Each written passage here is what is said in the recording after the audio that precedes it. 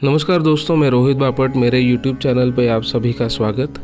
दोस्तों, आज हम कानड़ा राजा पंढरीचा इस भक्ति गीत का भावार्थ समझने की कोशिश करेंगे। इस भक्ति गीत के रचयिता हैं ग.दी. माडगुळकर। इसे संगीतबद्ध किया है सुधीर फडके जी ने और उसे गाया है पंडित वसंतराव देशपांडे और सुधीर फडके जी ने। दोस्तों, भावार्थ सुनने से पहले मैं चंद शब्द ग.दी. माडगुळकर जी के बारे में आपको बताना चाहता हूँ, ताकि वे लोग जिन्हें मराठी साहित्य और मराठी वाङ्मय के बारे में ज़्यादा जानकारी नहीं है, उन्हें भी इस महान कवि के बारे में थोड़ी पहचान हो जाए। ग.दी. माडगुळकर जी को मराठी में आधुनिक वाल्मीकि कहा जाता है। वो इसलिए क्योंकि उन्होंने प्रभु श्री राम के जीवनी पर आधारित गीत रामायण की रचना की थी, जो आज भी लोग बड़े प्रेम से सुनते हैं। वे एक बहुत प्रतिभाशाली कवि थे। उनकी शब्द रचना आज भी रसिकों को मुग्ध करती है। तो चलिए इस भक्ति गीत का भावार्थ समझने की कोशिश करते हैं। पहले इस भक्ति गीत को मैं पढ़ूंगा और उसके बाद एक एक पंक्ति का भावार्थ हम समझने की कोशिश करेंगे। वेदा नाही नाही कळला अंत पार याचा, कानडा राजा पंढरीचा। निराकार तो निर्गुण ईश्वर, कसा प्रकटला असा विटेवर।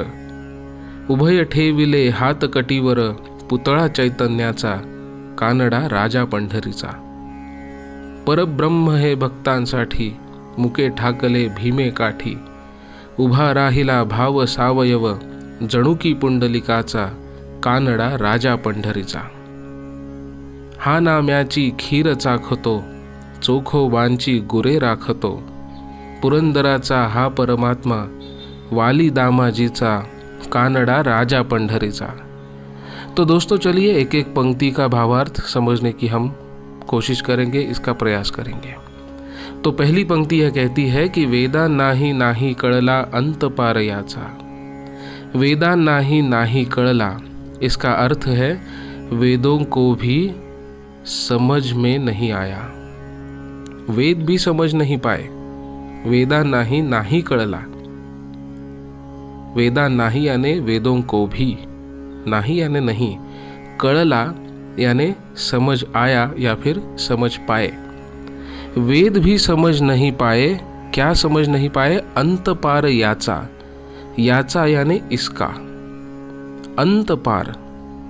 इसका मतलब यह है कि वेदों को भी ये समझ नहीं आया, वेद भी ये समझ नहीं पाए कि इसका अंत कहाँ तक है, इसकी व्याप्ति कहाँ तक है, अंत पार कहाँ है, इसकी व्याप्ति कहाँ तक है, ये वेद भी समझ नहीं पाए। किसकी व्याप्ति? कानडा राजा पंढरीचा। दोस्तों, आपको यह मैं बताता चलूं कि विट्ठल जो है वो जितना महाराष्ट्र में लोगों में भक्ति भाव उसके बारे में होता है, उतना ही कर्नाटक में भी होता है। अगर देखा जाए तो पंढरपुर जो विट्ठल जी का, पांडुरंग का निवास स्थान है, वो कर्नाटक से बहुत नज़दीक है। इसलिए कभी कभी विट्ठल को कानड़ा राजा भी कहते हैं। कानड़ी राजा, कानड़ा यानी कर्नाटकी, कर्नाटक से, कर्नाटक में रहने वाला।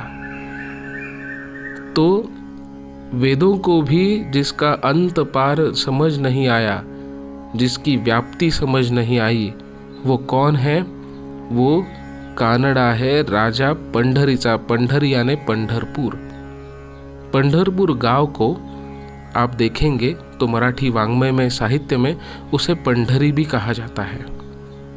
तो कानड़ा राजा पंढरीचा यानी विट्ठल, पांडुरंग। तो ये पांडुरंग जो है उसका अंत पार, उसकी व्याप्ति वेदों को भी समझ में नहीं आई। ऐसा है हमारा कानड़ा राजा पंढरीचा, ऐसा है हमारा कानड़ी राजा पंढरी का। पंढरीचा यानी हिंदी में पंढरी का। अगली पंक्ति है कि निराकार तो निर्गुण ईश्वर, कसा प्रकटला असा विटेवर। निराकार तो यानी वह निर्गुण ईश्वर, वो निराकार है, निर्गुण है, ईश्वर है।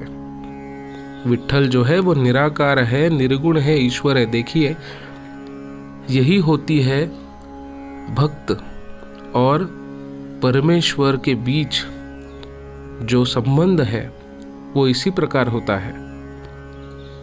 भगवान की मूर्ति भी हो तभी भक्त को उस मूर्ति के परे परमेश्वर दिखता है। इसीलिए तो वो विट्ठल जो है उसकी मूर्ति है, वो सामने खड़ा है, फिर भी भक्त कहता है कि वो निराकार है, निर्गुण है, ईश्वर है। यही हमारे सनातन की पहचान है कि जो कहता है कि भगवान की प्रतिमा भी हो सकती है, लेकिन परमेश्वर जो है वो एक ही है, वो निराकार है, निर्गुण है। तो विट्ठल भक्त को वो परमेश्वर जो है, जो निराकार और निर्गुण है, वो विट्ठल में दिखाई देता है। विट्ठल के रूप में भक्त उसे देख रहा है। निराकार तो निर्गुण ईश्वर, कसा प्रकटला असा विटेवर। अब अगर आप इन शब्दों का सीधा सीधा मराठी में अनुवाद करें, माफ कीजिए हिंदी में अनुवाद करें, तो ये होगा कि कैसे प्रकटला यानी प्रकट हुआ, कैसे प्रकट हुआ, असा यानी ऐसे, विटेवर वीट यानी ईट, घर जिसे हम बनाते हैं वो ईट, उसको मराठी में वीट कहते हैं। कसा प्रकटला असा विटेवर सीधा सीधा अनुवाद करें तो यह है कि कैसे प्रकट हुआ ऐसे ईट पर। लेकिन मराठी जो है वो इतनी सीधी भाषा नहीं है। मराठी में इसका भावार्थ जो है वो ये है कि देखो कैसे प्रकट हुआ एक ईंट पर। अब जरा गौर करिए कि पहले पंक्ति में कहा गया है कि ये परमेश्वर है, ये तो निराकार है, निर्गुण है, लेकिन ये निर्गुण निराकार ईश्वर जो है वो प्रकट हुआ ईंट पर। अगर आप विट्ठल की मूर्ति देखेंगे तो विट्ठल जो है वो एक ईंट पे खड़े हैं। इसके बारे में हम आगे बात करेंगे, लेकिन अभी तो आप बस इतना ध्यान में रखिए कि विट्ठल जो है वो एक ईंट पे खड़े होते हैं। विट्ठल की मूर्ति देखोगे तो उनके पैरों के नीचे एक ईंट आपको दिखेगी। उसकी बहुत बड़ी एक आख्यायिका है, उसके बारे में हम बात करेंगे। तो वो निराकार निर्गुण ईश्वर जो है वो एक ईंट पे खड़ा है, देखो कैसे प्रकट हुआ। भक्त के लिए वो निर्गुण ईश्वर प्रकट हुआ। यही तो लीला है, इसी को तो लीला कहते हैं कि ईश्वर जो है, जो निर्गुण है, निराकार है, उसे मालूम है कि वो निर्गुण निराकार है, लेकिन भक्त के लिए वो प्रकट होता है। वैसे ही विट्ठल प्रकट हुआ और उस ईंट पे जाके खड़ा हुआ। उभय ठेविले हाथ कटीवर। अगली पंक्ति है कि उभय ठेविले हाथ कटीवर। उभय यानी दोनों, उभय ठेविले, ठेविले यानी रख दिए, उभय ठेविले हाथ कटीवर, दोनों हाथ कटीवर, कटी यानी कमर। फिर से अगर आप विट्ठल की मूर्ति देखोगे, पांडुरंग की मूर्ति देखोगे, तो पांडुरंग के हाथ जो है वो उसके कमर पर होते हैं। ईंट पे खड़ा होता है विट्ठल और हाथ जो है वो कमर पे होते हैं। उभय ठेविले हाथ कटीवर पुतळा चैतन्याचा। ऐसा वो निराकार निर्गुण ईश्वर ईंट पर प्रकट होता है, वहां पर खड़ा रहता है, दोनों हाथ अपने कमर पर रखता है और दिखता कैसे है, पुतळा चैतन्याचा। वो जो रूप है, वो जो लीला के वेश में, लीला के अवतार में विट्ठल जो प्रकट हुआ है वो कैसे दिखता है, तो पुतळा चैतन्याचा। चैतन्य आप सभी जानते हैं, जो जीवंत रखने वाली जो ऊर्जा है उसे चैतन्य कहते हैं। उस जीवंत रखने वाली ऊर्जा का पुतला यानी पुतला। मराठी में से पुतला कहते हैं, हिंदी में पुतला, वही अर्थ है मूर्ति। तो उस चैतन्य रूप की मूर्ति दिख रहा है, देखिए विट्ठल। बहुत ही चित्रमय वर्णन विट्ठल का इस पंक्तियों में आपको देखने को मिलेगा कि विट्ठल सामने दिख रहा है। कैसे दिख रहा है? वैसे तो है निराकार और निर्गुण, लेकिन भक्तों के लिए प्रकट हुआ। दोनों हाथ कमर पर रखे और हमारी तरफ देख रहा है। अगर आप देखेंगे तो विट्ठल की मूर्ति जो है उसके चेहरे पर कभी देखिएगा, वो धीरे से मुस्कुरा भी होता है। छोटी सी हंसी जो है वो विट्ठल के चेहरे पे दिखती है, क्योंकि वो हमारी तरफ देख रहा होता है, इस विश्व को देख रहा होता है, कमर पर हाथ रखे हुए वो सिर्फ देख रहा होता है। और कैसे दिखता है? चैतन्य का पुतला, उस शक्ति का पुतला दिखता है। पूरे विश्व को चलाने वाली जो ऊर्जा है, जो शक्ति है, वो जैसे एक मूर्ति में समाई हो, ऐसे वो दिख रहा है। अगली पंक्ति देखेंगे। परब्रह्म है भक्तांसाठी, मुके ठाकले भीमे काठी। परब्रह्म है भक्तांसाठी। परब्रह्म तो आप जानते हैं, परब्रह्म है भक्तांसाठी। है यानी ये तो भक्तों के लिए, भक्तांसाठी इसका अर्थ है भक्तों के लिए। भक्तों के लिए ये परब्रह्म है। ये तो आप जानते ही हैं कि भक्त का इष्ट देव जो है वो उसके लिए परब्रह्म होता है, परब्रह्म का रूप है। विट्ठल भी जो है वो श्री कृष्ण का अवतार है, श्री कृष्ण का एक रूप है, और श्री कृष्ण तो परब्रह्म है। तो ये विट्ठल जो है वो भक्तों के लिए परब्रह्म है। मुके ठाकले भीमे काठी। मुके यानी मूक होना, न बोल पाना, इसे मुका कहते हैं। ठाकले यानी रह गया, ठहर गया। भीमे काठी। अब भीमे काठी ये दो मराठी शब्दों से बना हुआ शब्द है, भीमा और काठी। भीमा यानी भीमा नदी। पंढरपुर के यहाँ से जो नदी बहती है वो भीमा नदी है, और उसको लाड़ से, प्यार से सभी भक्तगण, सभी मराठी लोग उसे भीमा कहते हैं। और जाते जाते आपको एक बताऊं, पंढरपुर के यहाँ आते आते पंढरपुर के पास ये भीमा नदी जो है वो एक गोलाकार आकार लेके, जिसको अंग्रेजी में हम टर्न कह सकते हैं, वो गोलाकार आकार लेके बहती है। इसलिए उसे चंद्रभागा भी कहते हैं, क्योंकि चंद्र के आकार के स्वरूप उसकी गोलाई होती है। तो वही भीमा नदी है, वही चंद्रभागा है। मुके ठाकले भीमे काठी, भीमा नदी है, और काठी यानी तीर पर, नदी का जो तीर होता है, जो काठ होता है। तो ये भक्तों के लिए परब्रह्म है, और भीमा नदी के तीर पर कैसे खड़ा है, कुछ बोल नहीं रहा है। मुका का सीधा सीधा अगर हम अर्थ देखें हिंदी में तो उसे गूंगा हम कह सकते हैं, लेकिन गूंगा कहना ये मुझे ठीक नहीं लगता। वो इसलिए कि विट्ठल जो है वो अपने लीला रूप में, अपने मूर्ति के रूप में वहाँ भीमा के तीर पर पंढरपुर में प्रकट हुआ है। मूर्ति तो बोल नहीं सकती, इसलिए उसे लेकिन गूंगा नहीं कह सकते।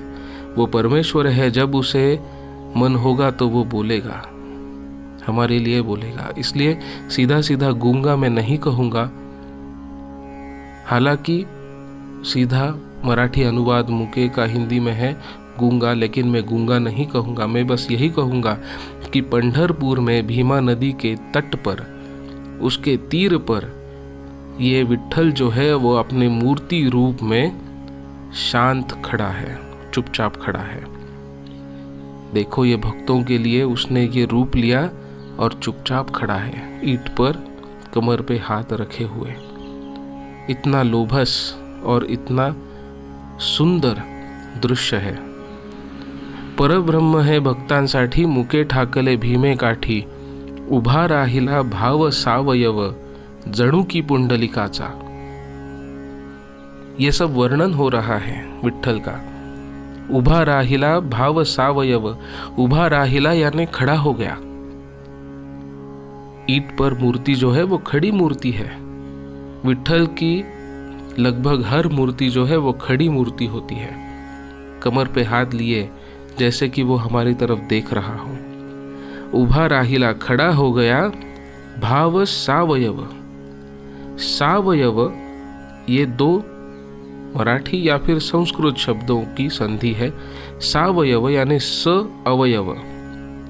स अवयव इसका मतलब यह है कि जैसे कि कोई जीवित वस्तु हमारे सामने खड़ी हो जाए। सावयव अपने पूरे अंगों के साथ, अपने पूरे इंद्रियों के साथ, अपने पूरे अस्तित्व के साथ वो खड़ा हो गया। भाव सावयव जणू की पुंडलिकाचा। वो पुंडलीक का जो भाव है, पुंडलीक, भक्त पुंडलीक, उसके बारे में उसकी कथा आपको मैं आपको बताऊंगा। पहले हम ये जानेंगे कि भक्त पुंडलीक जो है उसकी भक्ति भाव जो है वो उसका भक्ति भाव जैसे एक मूर्ति में समा गया हो, और वो मूर्ति जो है वो भाव से उत्पन्न हो गई अपने पूरे अवयवों के साथ और वहाँ पे खड़ी हो गई। भक्त पुंडलीक की भक्ति इतनी गहरी थी कि विट्ठल ने उस भक्ति में ही अपनी मूर्ति स्वरूप ले ली और वहाँ पे खड़ा हो गया। भक्त पुंडलीक की कथा आपको थोड़ी सी सुनाता हूँ। भक्त पुंडलीक विट्ठल के बहुत बड़े भक्त थे, लेकिन एक बार क्या हुआ कि भक्त पुंडलीक अपने माता पिता की सेवा में व्यस्त थे। विट्ठल आए और कहने लगे कि मुझे घर पे आना है, मुझे तुमसे मिलना है। लेकिन भक्त पुंडलीक जो था वो अपनी माता पिता की सेवा में व्यग्र था, इसलिए उसने हाथ में एक ईंट मिली तो वो ईंट विट्ठल की तरफ फेंक दी। तब से विट्ठल उस ईंट पे खड़े हैं। कथा ये कहती है कि विट्ठल ने कहा कि 28 युगों तक मैं इस ईंट पे खड़ा रहूंगा। तो ये थी भक्त पुंडलीक की भक्ति। आप इसके बारे में और भी जान सकते हैं, कभी और एक वीडियो उसके बारे में भी बनाऊंगा, लेकिन अभी के लिए बस इतना बताऊंगा कि भक्त पुंडलीक की जो बहुत गहरी भक्ति थी, उस भक्ति भाव का प्रकटीकरण जो हुआ अपने पूरे अवयवों के साथ, अपने पूरे अस्तित्व के साथ, वो था विट्ठल का उस ईंट पे खड़ा होना भीमा नदी के तट पर। और एक मैं जाते जाते बताता हूँ कि मुके ठाकले भीमे काठी, इसका और एक जो अर्थ है जो शायद बहुत कम लोग जानते हो, और ये मेरी खुद की सोच है।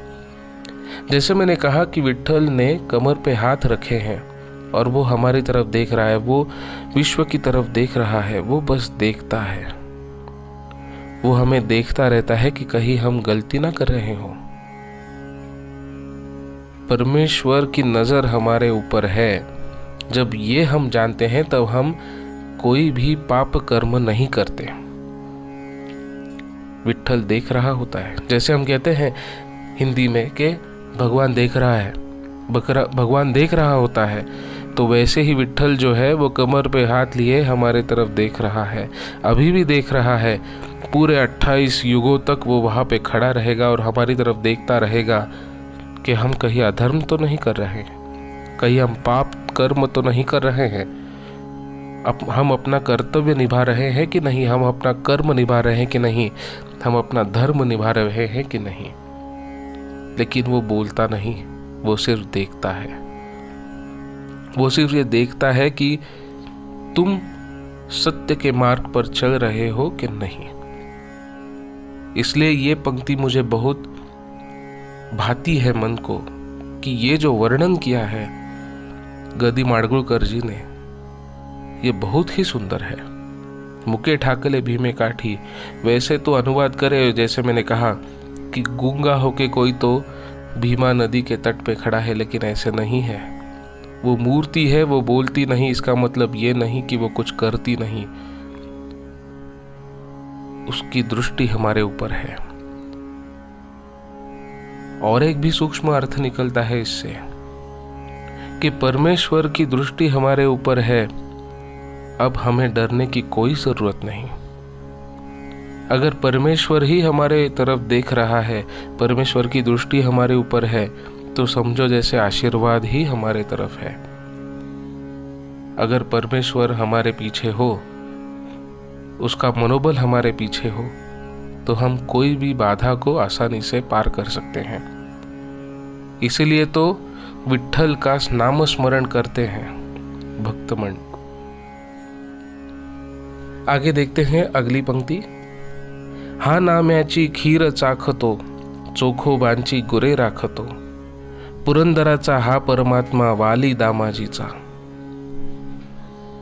इन पंक्तियों में पुरानी जो कथाएं हैं, आख्यायिकाएं हैं, जो भक्त थे विठ्ठल के, उनके बारे में जानकारी दी गई है, उनकी कथाओं के बारे में उल्लेख किया गया है।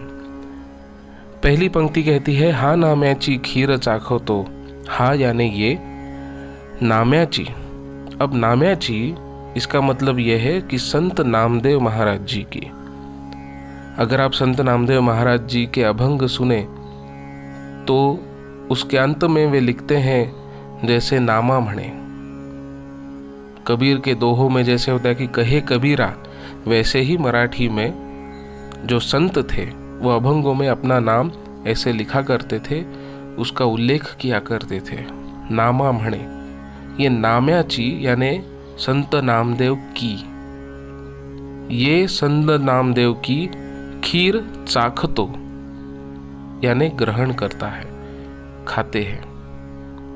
तो ये विठ्ठल जो है वो संत नामदेव जी की खीर खाता है। संत नामदेव जी के बारे में ये कथा बहुत प्रसिद्ध है कि एक बार उनके घर में उन्होंने एक भोज रखा था और वो भोज खाने के लिए स्वयं विठ्ठल भगवान उनके घर में गए थे और उनके घर में वो भोग का उन्होंने ग्रहण किया था। ये थी उनकी भक्ति। चोखोबांची गुरे राखतो। चोखोबांची यानी चोखोबाकी, गुरे यानी मवेशी, राखतो इसका मतलब यह है कि इनकी चौकीदारी करता है। राखण यानी रखवालदारी, रखवाली। चोखोबा जो है वे भी एक संत थे, संत चोखा मेळा, उनको प्यार से मराठी में मराठी लोग जो हैं वो उन्हें चोखोबा कहते हैं। ये शब्दों के नामों के आखिर में ये जो बा लिखना जो है, ये मराठी में आपको बहुत सुनने को मिलेगा।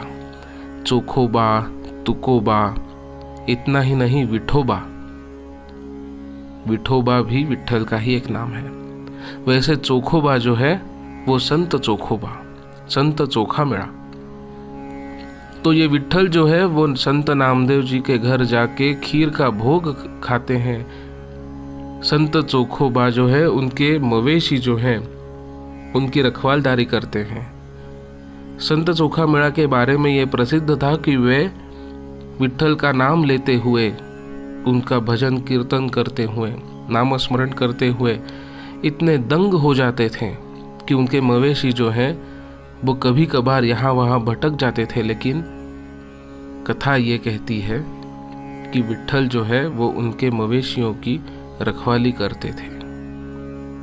तो भक्त और भगवान, इनके बीच जो संबंध है उसे उद्घृत किया है इन पंक्तियों में कि भक्त जो है वो विट्ठल के नाम स्मरण में लीन होते हैं, उसे भक्ति भाव से उसकी प्रार्थना करते हैं, तो परमेश्वर भी उनके यहाँ जाते हैं, उनके यहाँ खीर खाते हैं, उनके मवेशियों की भी रखवाली करते हैं।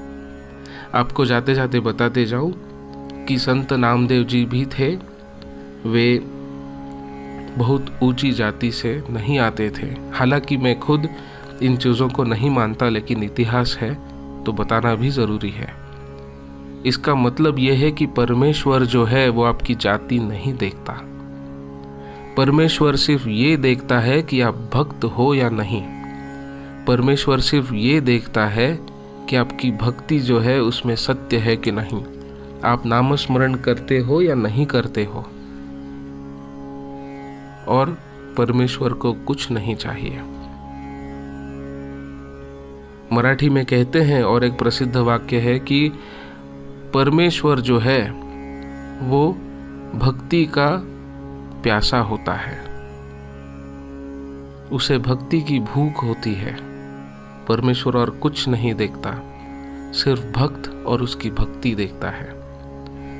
संत चोखोबा के बारे में भी यही है। संत चोखा मेड़ा दलित समाज से आते हैं। जैसे मैंने कहा कि मैं खुद इसे नहीं मानता, फिर भी इतिहास है। लोगों ने संत नामदेव जी और संत चोखा मेड़ा, इनको बहुत तकलीफें दी, उनका उत्पीड़न किया, लेकिन परमेश्वर ने, विट्ठल ने उनको कभी दूर नहीं किया। हर समय उनके साथ विट्ठल खड़ा था, परमेश्वर खड़ा था। और अगर विट्ठल अगर आपके साथ खड़ा हो तो डर काहे का? हा नाम्याची खीर चाखतो, चोखोबांची गुरे राखतो, पुरंदराचा हा परमात्मा, वाली दामाजीचा। पुरंदराचा हा परमात्मा। पुरंदर नाम के कर्नाटक में एक बहुत बड़े संत होके गए। जैसे मैंने कहा कि विट्ठल जो है, वैसे तो ये पंढरपुर जो है ना, वो कर्नाटक से बहुत नज़दीक है। अगर आप कभी पंढरपुर जाएं तो वहाँ के लोग, बहुत सारे लोगों को कानड़ी भाषा भी समझ में आती है। वो दोनों भाषा बोल सकते हैं, मराठी और कानड़ी दोनों। और पुरंदर जो थे, संत पुरंदर जो थे, वे भी विट्ठल के बहुत बड़े भक्त थे, कृष्ण के बहुत बड़े भक्त थे। इतने बड़े कि वो अपने अभंगों में खुद का उल्लेख जो है वो पुरंदर विट्ठल करके करते थे। जैसे मैंने कहा कि नामा म्हणे कहे कबीरा, वैसे ही ये कर्नाटक के संत जो थे वो अपने अभंगों में, अपनी प्रार्थनाओं में, अपनी काव्यों में अपना उल्लेख पुरंदर विट्ठल करते थे। और वे भी विट्ठल के बहुत बड़े भक्त थे। इसलिए गदी माडगूळकर यहाँ कहते हैं कि पुरंदराचा हा परमात्मा, पुरंदर विट्ठल का ये परमात्मा थे। उनके आत्मा में विट्ठल ही विट्ठल था। वाली दामाजीचा 15वीं शताब्दी में महाराष्ट्र में बहमनी सुल्तनत का राज्य था। वे बहुत ही क्रूर थे। उनके यहाँ दामाजी मुलाजिम थे और उनकी जिम्मेदारी ये थी कि अनाज जो है उनकी रखवाली करना। लेकिन हुआ ये कि एक साल महाराष्ट्र में बहुत बड़ा सूखा पड़ा, लोग भूख से मरने लगे। तो कथा ये है कि दामाजी ने उन भूखों को देख के, जो धान्य के कोठार थे, धान्य के जो गोदाम थे, उनके द्वार खोल दिए और सारा अनाज जो था वो भूखों में बांट दिया। ये सुनने के बाद बहमनी सुल्तान जो था वो बहुत गुस्सा हो गया। उन्हें बुलावा भेज दिया और उनसे पूछा गया कि तुमने ये जो अनाज गरीबों में बांट दिया, उसके पैसे कौन लाएगा, ये दाम कौन वसूल करेगा। तो दामाजी तो विट्ठल भक्त थे। विट्ठल ने अपने इस भक्त को संकट में देख एक महार का एक दलित का रूप ले लिया। और वो दलित भी ऐसा, वो महार भी ऐसा कि वो सुल्तान के दरबार में गया और उसने एक बोरी निकाली। उस बोरी में बहुत ज़्यादा सोने की मुद्राएं थी और उसी मुद्रा को लेके उस धान्य का मूल जो था वो चुकाया गया। जैसे मैंने कहा कि विट्ठल जो है वो अपने भक्त को संकट में देख नहीं पाता और उनके संकट का निवारण करने के लिए अवतरित होता रहता है। तो दोस्तों, ये था कानड़ा राजा पंढरी का इस भक्ति गीत का भावार्थ। दोस्तों, मैं खुद हिंदी भाषिक नहीं हूँ, इसलिए अगर मेरे उच्चारण में, मेरे बोलने में कुछ गलती हो गई हो तो मुझे क्षमा कर दीजिएगा। अगर आपको कोई प्रश्न हो तो इस वीडियो के कमेंट में ज़रूर पूछिएगा, मैं उनके उत्तर देने के ज़रूर प्रयास करूँगा। अगर आपको ये भावार्थ अच्छा लगे तो ज़रूर इस वीडियो को लाइक कीजिए, अपने दोस्तों में शेयर कीजिए, जिससे कि विट्ठल भक्ति और हमारी संस्कृति जो है उसका उपदेश भी और लोगों तक पहुँचे। अगर आपको ये मेरा प्रयास अच्छा लगे तो मेरे चैनल को भी सब्सक्राइब कीजिए। अगर आपके पास कोई सुझाव हो, कोई भक्ति गीत हो मराठी में जिसका भावार्थ आप समझना चाहते हो, तो वो भी मुझे इस वीडियो के कमेंट में बता दीजिए। मैं उसका भावार्थ भी करने का प्रयास करूँगा। अगली बार मिलेंगे कोई और भक्ति गीत का भावार्थ लेके। तब तक धन्यवाद।